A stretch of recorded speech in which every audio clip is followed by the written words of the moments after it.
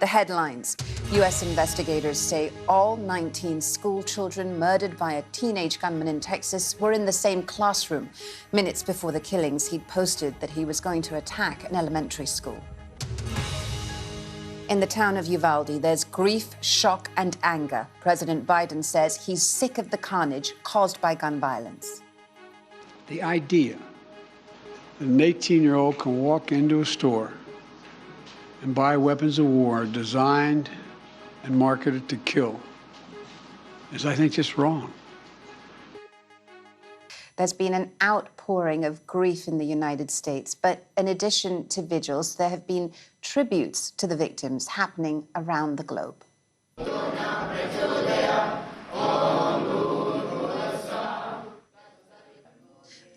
This is the scene at a vigil being held in northern India in the Punjabi city of Amritsar, honouring the victims in Texas. Students at this secondary school created signs and lit candles in remembrance of those who died.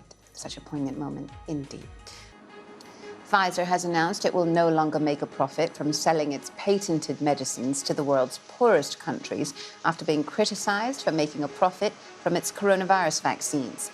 Pfizer's chief executive, Albert Bourla, said 45 countries would benefit, covering a total of more than 1 billion people.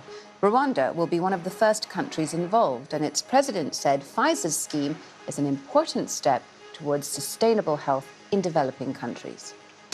Senegal's president says 11 newborn babies have died in a fire at the neonatal section of a regional hospital in the town of Tivaouane, around 120 kilometres east of the capital Dakar.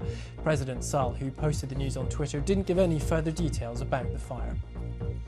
Now, Pakistan's former Prime Minister Imran Khan has arrived near the capital Islamabad to lead a protest demanding new elections.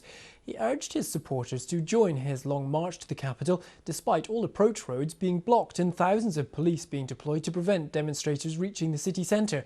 He was ousted as Prime Minister in April in a no-confidence vote in Parliament. Mr Khan claims his ousting was a plot orchestrated by the United States, but hasn't provided any evidence to back up his claim.